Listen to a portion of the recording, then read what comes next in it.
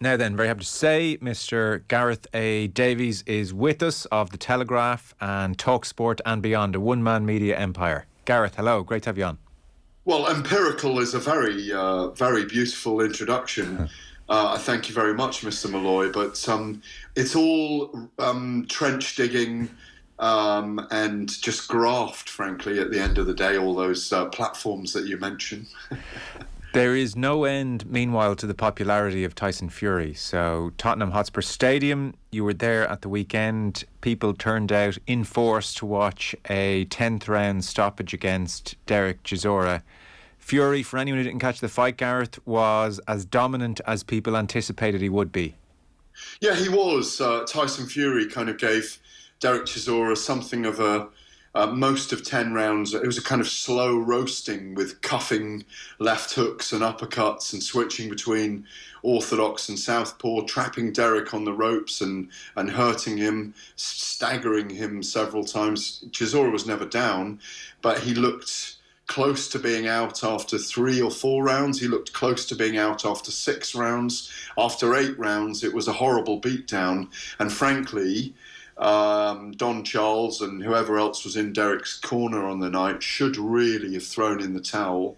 Problem is, Derek's an obdurate and extremely courageous and very brave man. Too brave for his own good, as we say in boxing, Joe. And mercifully, referee Victor Loughlin from Scotland stepped in the 10th round and called a halt to the action with, really having had a very good look at Chisora and having warned his corner at the end of the 9th round. He really wanted to see some fight in the old dog, and if he didn't, he was going to stop the fight. There was criticism before the fight that it was too easy an opponent for Tyson Fury. Fury, at 34, I think is very much approaching his peak now, undefeated now in 34 fights, 2 reigns of heavyweight world champion. He's much more aggressive. He's not the dancing giraffe he once was. He's much more like a bull elephant now when he throws his punches. 6'9", nearly 20 stone. He's a phenomenon. He's got telescopic arms and legs. And he's a problem for anyone. He was always going to be a problem for Derek Chisora, who really didn't have much success beyond, as I say, the 2nd and 3rd round in the fight.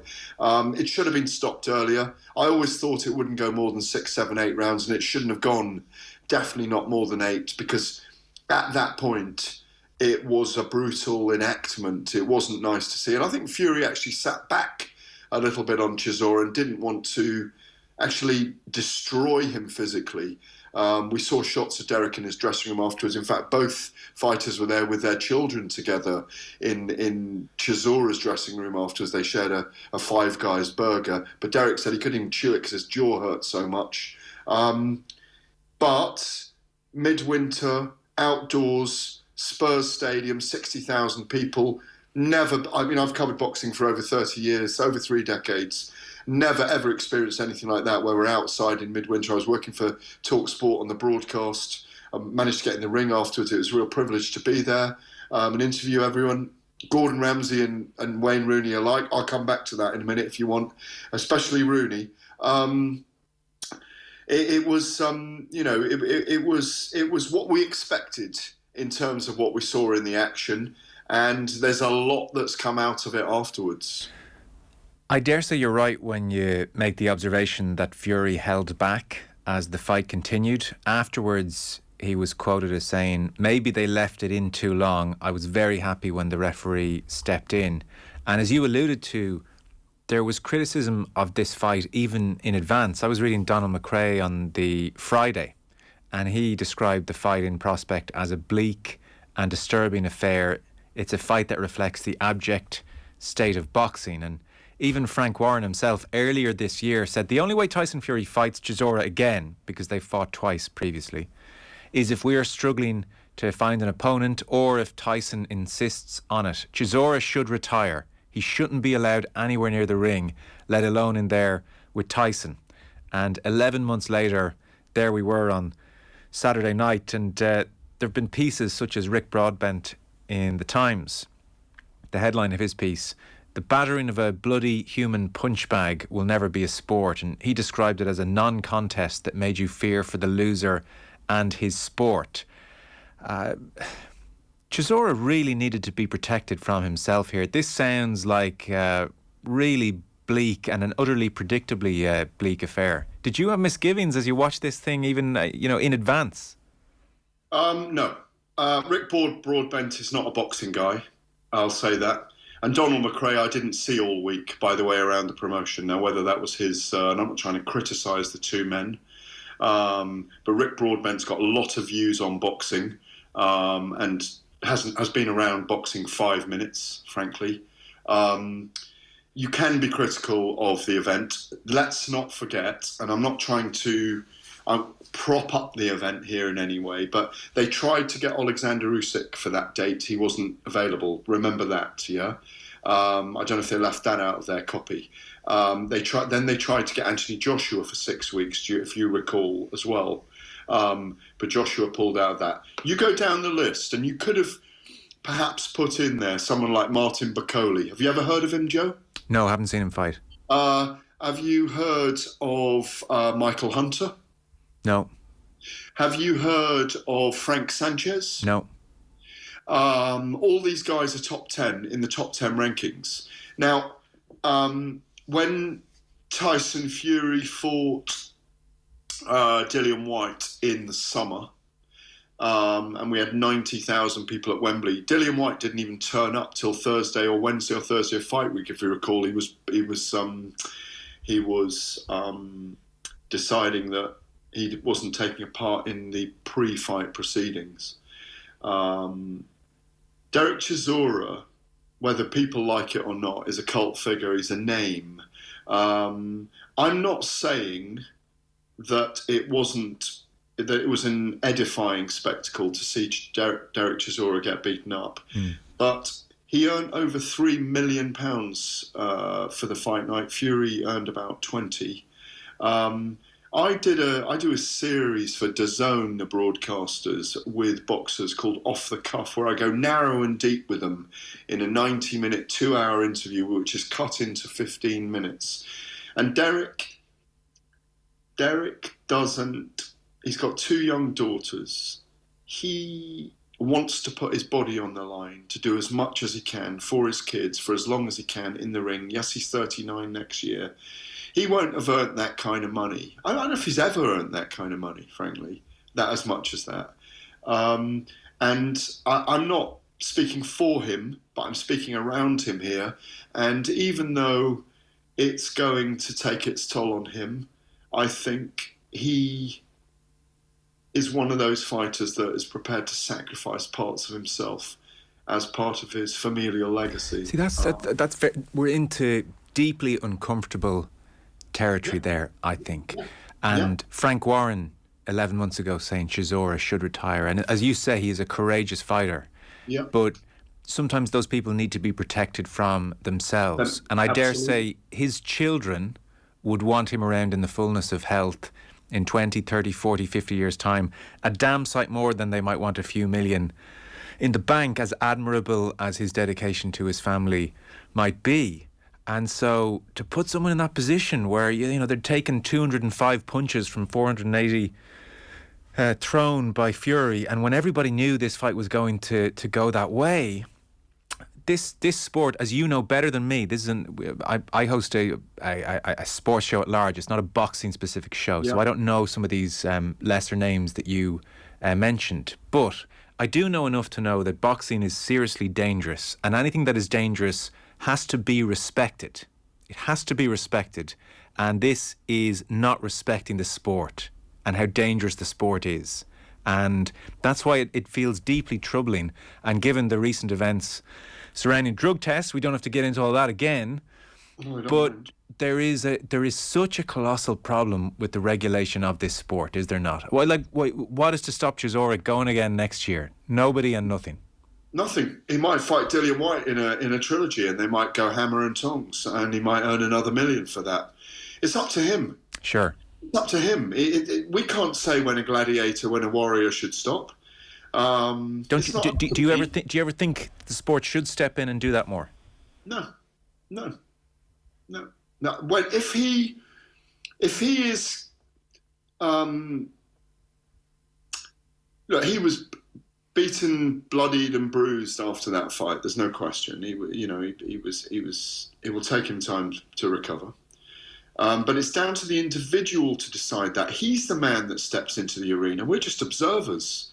You should be asking him that question, not me. It's not for me to say whether he should stop or not. I think what we can say is that given that Tyson Fury had beaten him twice before, you can make an argument, why were they stepping in the ring together? But they went down that list at the time. Yeah. To go back to what I was saying just a little earlier about, Michael Hunters and the Frank Sanchez and the Martin Baccolis. Yeah. They would have been potential opponents as well.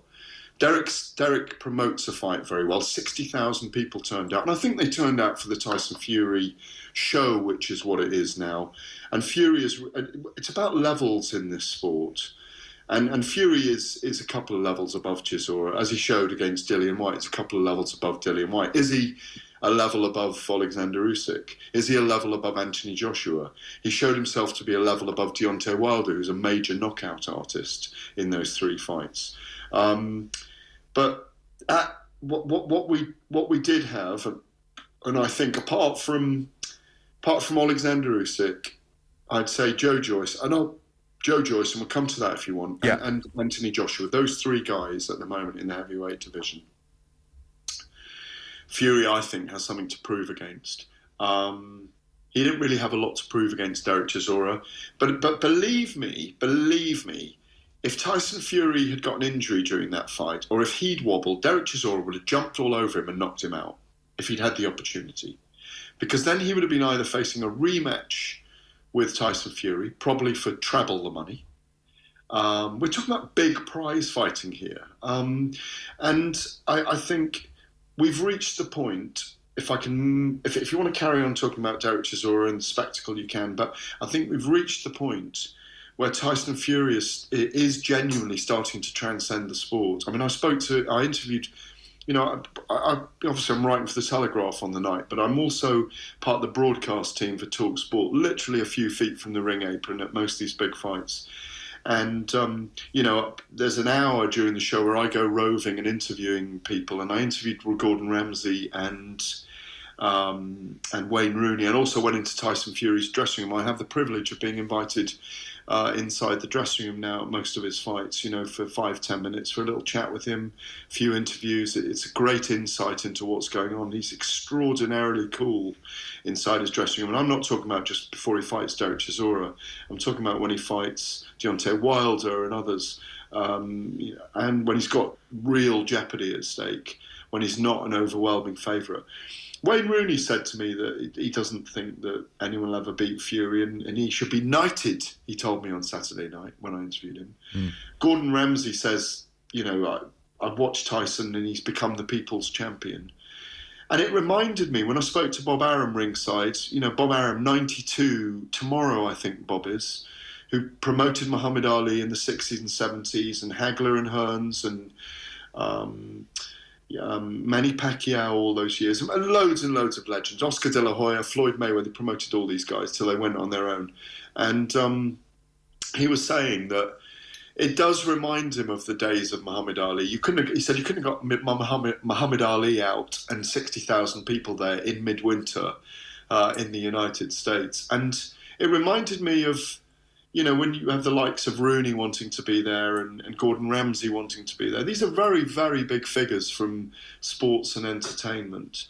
It reminds me of, you might know this, 1971, Muhammad Ali against Joe Frazier, the fight of the century at Madison Square Garden, Manhattan, New York. And Burt Lancaster, you may be too young to remember who Burt Lancaster was, but he was a Hollywood star. He did colour commentary. Frank Sinatra worked for Life magazine as a photographer on the ring apron that night because they wanted to be close to the action. And I think Tyson Fury's narrative now, and I'm going to throw it back at you, Frank Warren reckons there's an argument that Tyson Fury's the UK or Britain's biggest sports star since David Beckham, and I don't know what you think about that. He is certainly right up there. There is no doubt, and we can park the Chisora fight because I would just be labouring the point were we to go back into it. Everybody can make up their own mind. I thought it was a touch unedifying when it was so predictable, but as you said, Look, there is informed Joe, there the is final thing is, don't informed blame, consent here. yeah, don't blame the promoter. Blame the corner. Those are the people looking after Derek Chisora. Those are his family, you know, in the corner. They should have thrown the towel in after about 7 rounds, and then we wouldn't even be having this discussion. And that's what they should have done. Fair enough. Yeah. We can apportion blame. I'm not even looking to do that. It's just I wanted to get your sense of it as a spectacle. Yeah. But on Fury, there is no doubt that there's something phenomenal happening here. I mean, that 60,000 turned up knowing that they were going to see almost a procession. There was very little jeopardy, and they still turned up and they still paid their money. And you know, I don't know, you'd have a better feel for this, what a standard attendance would be at a boxing fight in London, you know, even mid-range. Like, are these hardcore boxing fans, or is this just a Fury phenomenon? I think it's a Fury phenomenon, actually. I quite agree. They might turn up to hear him read from his autobiography, for all I know.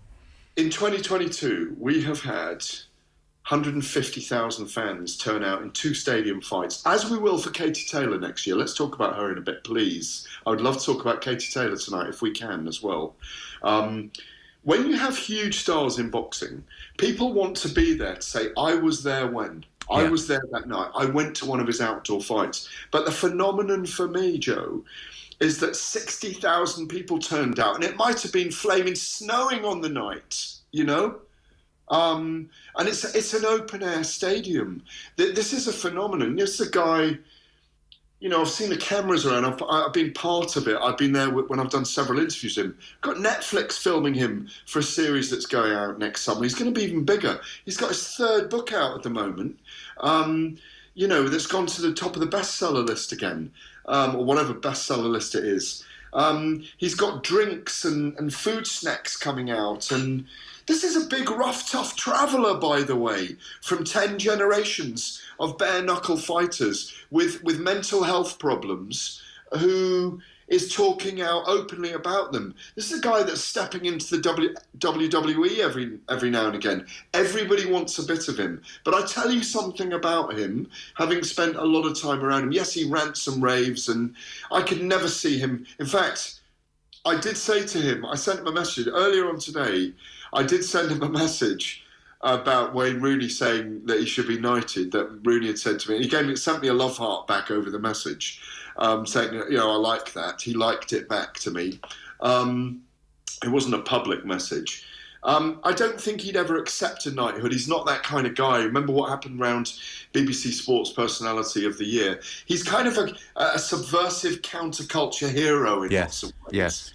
Is the way I'd put him. He's not the mainstream. Weirdly, Anthony Joshua, his big British rival in my view, is the mainstream. It's a fascinating narrative. I feel very privileged to be so close to it. And, you know, I was there at Tyson's debut in 2008 on the undercard of Carl Froch and Jean Pascal in Nottingham. And I've known his family the whole time, stayed in a caravan with him for a couple of days in the build-up to the Klitschko fight. I followed the entire journey to the point where going out to see him in Marbella when he was 28 stone and running on the beach with him for 6 miles. I could keep up with him, thank God, then, because he was 28 stone. And, you know, it's a weird phenomenon. And yet, my experience of him, yes, he has these random days and he rants and raves and he'll take the mickey and he'll try and send you up. He tries to send me up saying, no, I'm emigrating to Australia and testing me to see if I'll put the story out. But I know when he's sending me up. But he's also, I've done several nights on stage with Tyson Fury as the MC with him, you know, interviewing him and taking questions from the crowd. And he's very good with people, you know. He has a gentility about him. So he's a lot of different things. And I wrote a column last week saying, let's make the most of him while he's here. Please make the most of him, because he's probably only got 3 fights left. And they're probably Oleksandr Usyk, Joe Joyce and Anthony Joshua.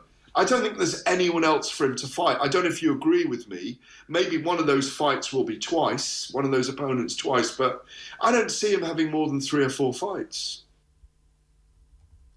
He did he had an interesting line about where he is as a fighter. So 2023, he's going to fight Usyk. I think that much is fairly clear. Yeah. And I saw him speaking to you at the ring afterwards, and Joe Joyce may well get a look in as well. Yeah. Fury said of his fighting style now, and you mentioned he could well be at his peak. So he said, "I'm not the same reflex fighter I once was. I've changed my style. I'm a bit smarter, a bit cuter. I'm doing more damage with my punches. Before Sugar Hill, I was erratic, all over the place." So even he feels like he's in a pretty special place. He said, "I have slowed down now. Everything has been slowed down to cause maximum damage." So you were talking to Usyk as well. How do you see this Usyk-Joshua fight? And is it going to be in the first half of 23? It's starting to sound that way. You mean Usyk Fury fight? Yes. What did I say, Joshua? Yes. Oh yeah, we know how that goes. Yeah. There's as much need for another Chisora Fury fight, I think, as that one. So yeah, Fury against Usyk. Fury Usyk or Usyk Fury Usyk or Usyk Fury. Yes, I mean it's a fantastic fight. It's an undisputed fight if they keep all the belts together.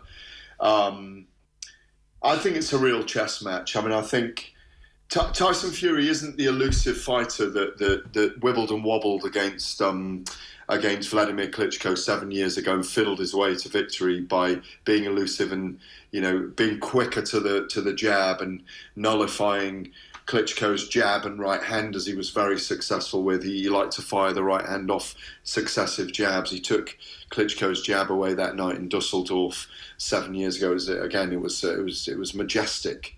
Even though it wasn't the most thrilling fight, but it was wonderful to be there ringside that night and around him during the week. He is a different fighter now. Sugar Hill Stewart, the Kronk style, the Manny Stewart style that was created, where you look for your power punches and look for the openings. It's definitely there now.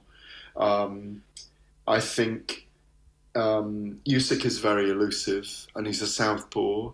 He could pop shot Tyson Fury, could find angles to hit Tyson Fury. He's a much smaller man. That's his problem. I think if he was 6'6", 6'7", it might be a different kind of fight, and he was a stone and a half heavier. There's a big difference between the two men. I'm not saying that Usyk can't outbox Tyson Fury, but it's a fantastic fight. It's the two most skillful heavyweights in the world, in my view. Yeah. I hope it does happen. They may have two, remember? So that might take us all the way through 2023. I spoke to Lennox Lewis last week, by the way, Joe, the last undisputed heavyweight champion in the world. And Lewis thinks that, and of course, he was trained by Manny Stewart, as was Vladimir Klitschko, the late, great Manny Stewart. As an aside, I once went to his hand wrapping clinic in London, and we all got a certificate learning how to hand wrap. It was fantastic. It was a wonderful day. Manny was a wonderful man, and I think Lennox reckons that under Sugar Hill Stewart, Manny Stewart's nephew, he's just getting better and better. Right. I think Fury on paper is the favourite against Usyk, and if Fury does beat Usyk, I think Joe Joyce is probably the mandatory to face those, the winner of that. I do think Joe Joyce and Fury would be a massive event at Wembley Stadium, maybe in the late summer of next year. And then maybe, if Anthony Joshua's had a couple of wins by then, and I expect him to face Dillian White early next year, or first third of next year, then maybe he's in the frame again. I think the British public would definitely turn out for Tyson Fury against Anthony Joshua, even if there weren't any belts on the line. That would fill Wembley Stadium. But I think my criticism at the moment, and I kind of said it to a couple of outlets on Saturday night in a couple of little post-fight interviews that I did with people, was that I think I'd like to see Anthony Joshua ringside at these events, putting himself in the mix. He doesn't... you can give us the insight here. I feel like just as a person, he feels he's above that pantomime aspect. Well, big boxing is about hype and promotion until the fight takes place, sure. And he's entitled to that. But I think we miss him when he's not doing that. We don't see a lot of Anthony Joshua. The week before, when Dillian White fought Jermaine Franklin at Wembley Arena, I was there working on the night for the paper I wasn't doing any radio work, working for the paper. I had to fight my way through security to get anywhere near Anthony Joshua. He didn't appear in the DAZN studio that night. And I know that he is a big figure. He has extraordinary wealth. He's responsible for massive interest and growth in British boxing. I'm never short of praising what Anthony Joshua does. I think he's the underdog against Tyson Fury. I thought his performance against Oleksandr Usyk in the summer was an improved performance in Jeddah, Saudi Arabia. I said it so at the time. I said it to him after the fight. He was within a whisker or a couple of rounds of winning that fight, in my view. I don't care what anyone else says. I had him 5-4 up in rounds after 9. I think, or maybe 1 drawn. Yeah, maybe after 10 rounds I had him up by a round. He put on a brilliant performance, and his frustration was obvious in the ring afterwards, Joe, when he was honest with with us all and said, God, I'm just that little bit away from beating these guys. And he was a little bit away from beating Usyk. Didn't he say in the changing room that night, maybe I'm just not good enough? Wasn't that the reported line? Yeah. But he was talking about, I only had 36 amateur fights before I won the Olympic gold in London in 2012. I was there covering that. You know, I've been around Anthony since he appeared, in kind of 2010. And, he's in some ways, Anthony Joshua has been a victim of his own success as a professional, as a world heavyweight champion, because he rose so quickly, won the world title belts. Fury came back. We haven't even seen Joshua against Deontay Wilder yet. We haven't seen him against Joe Joyce. We haven't seen him against Tyson Fury. We're looking for the second fight as a professional against Dillian Whyte. There's so many phenomenal, huge fights out there for Anthony Joshua, and I hope we see him for 2 or 3 more years. When you get to his level, as with Fury, yes, these guys are mega rich. They don't need to fight anymore. It's a bit like the Conor McGregor story. The guy's so mega rich, he doesn't really need to fight, and yet his greatest work is in the octagon, in the cage. Same with these guys. So, as the late, great marvellous Marvin Hagler said, it's so hard to go running at 5 a.m. when you're sleeping in silk pajamas. and it's an old cliche now, but it's so true. And in all that we do, in what you do, in what I do, we get inured to the graft eventually, because the graft is what we do, and you accept those things, and you don't. You're creating afterwards. You're choosing your moments. You're not digging those trenches all the time that you were at the beginning. Do you know what I mean? No, I do. We are out of time, which is such a pity. It was really interesting conversation. Can we talk about Katie? Can we do it another time? Can I get you on? We'll do it properly. Would that be okay? Unless there's just one piece of something you want to hit on, but I'm under such time pressure, which kills me to say. But I'd love to talk to you about her properly and get your sense of her properly if we could do that another time. Absolutely, Joe. Okay, listen, I appreciate that. I will let you go, and you can put on those silk pajamas and relax for the evening. And I'll get on with the show if that's okay. But Gareth, genuinely, always great to talk to you. Thank you so much. Absolute pleasure. Cheers. Gareth A. Davies with us on the line there. We will make time and have that conversation with Gareth about Katie in due course for sure.